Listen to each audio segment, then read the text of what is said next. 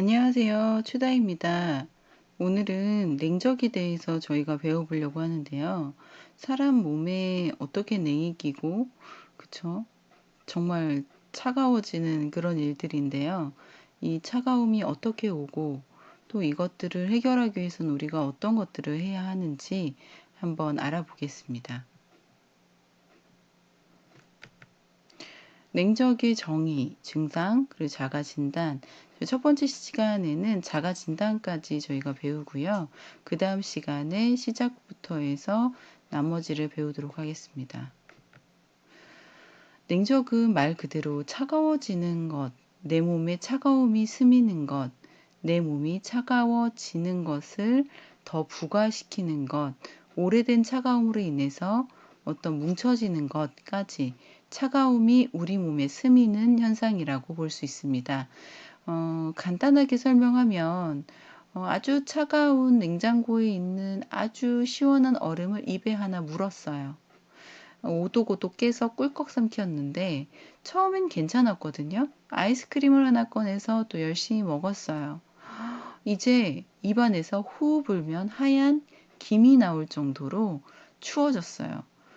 그리고 이 차가운 상태로 시원한 정수기 물을 벌컥벌컥 마시다 보니 뱃속이 얼어붙는 것 같고 뒷골이 땡기고 이마가 지끈거리는 것 같고 두통이 오는 것 같으면서 뭐라 말할 수 없는 잠깐 멈추는 듯한 그런 느낌이 들었어요. 예. 우리가 차갑고 차갑고 차가운 것을 먹어서 오는 냉적인 거죠.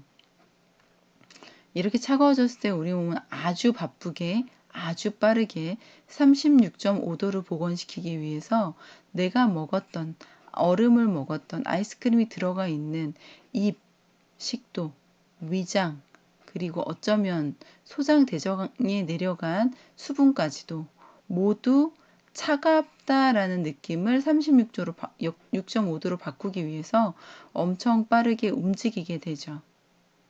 그래서 36.5도를 맞춰지게 되면 모든 현상은 끝이 나는데요. 이게 얼마나 에너지 소비예요. 그쵸? 그래서 냉적이라는 것은 우리가 차가운 걸 먹어서도 생기고 추위에 나가서도 생기고 이미 들어가 있는 이 차가움이 극대화돼서 딱딱하게 굳어져서 생깁니다. 예를 들어서 심장이 안 좋으신 분들은요. 배가 딱딱하게 굳어요. 그리고 팔을 올리는 것도 편치가 않죠. 어떤 분들은 어깨가 곰새마리가 앉아 있는 것 같대요. 간이 안 좋으신 분들이 곰새마리 얹어진 것 같고 신장이 안 좋으신 분들도 이런 현상이 드러나는데요. 이런 모든 것을 냉적이라는 학문에서는 냉적, 차가운 것이 뭉쳐져서 어깨가 아픈 것, 차가운 것이 뭉쳐져서 배가 딱딱해지는 것으로 봅니다. 복부 안에 위장, 소장, 대장, 자궁 등의 장기가 있지요. 이런 장기들이 이런 것들로 인해서 차가움이 스미고 냉하게 되고 딱딱해지는 것, 그것을 냉적이라고 하죠.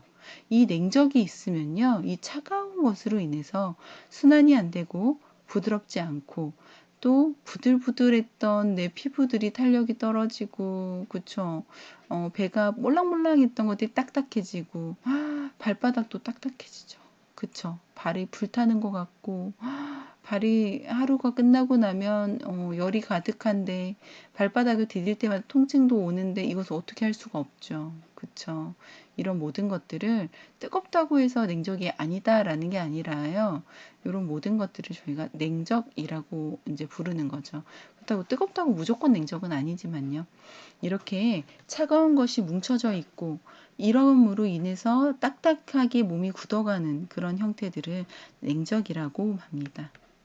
냉적의 증상을 한번 볼게요. 항상 손발이 차고 시리다. 배가 자주 아프고 찬 것을 먹으면 탈이 잘 난다. 몸에 기운이 없다.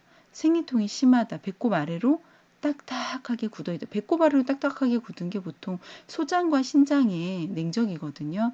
그러니까 소화기계가 좋지 않다는 거죠. 피가 막지 않다는 거죠.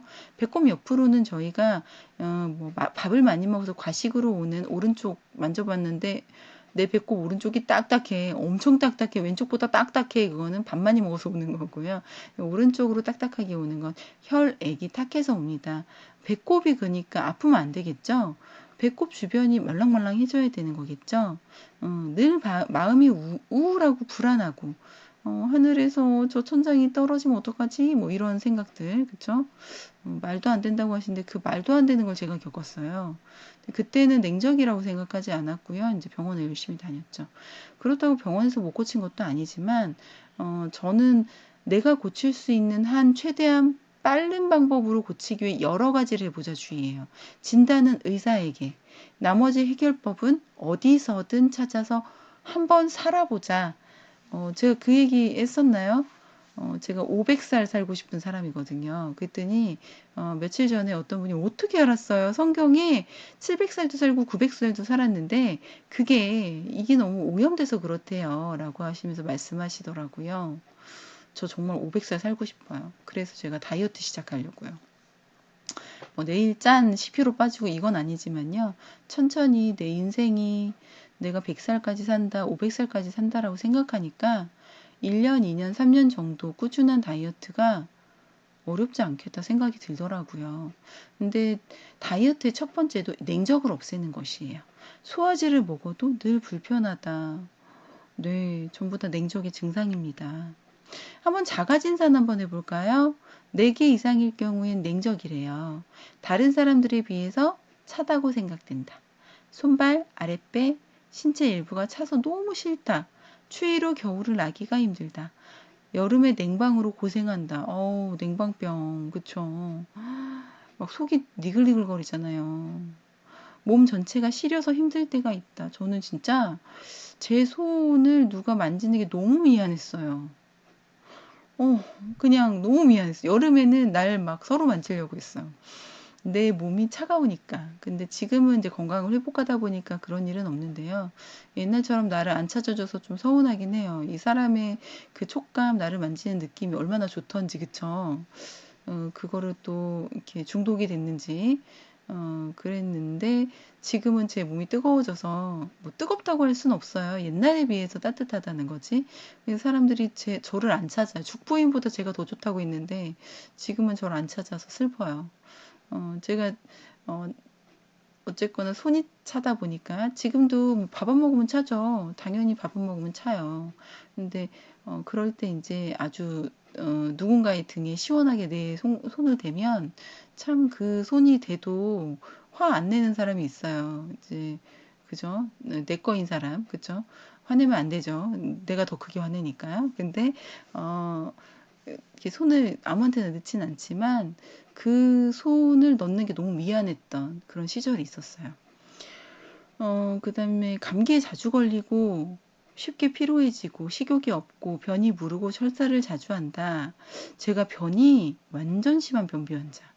지금은 이제 뭐 나중에 궁금하시면 물어보세요.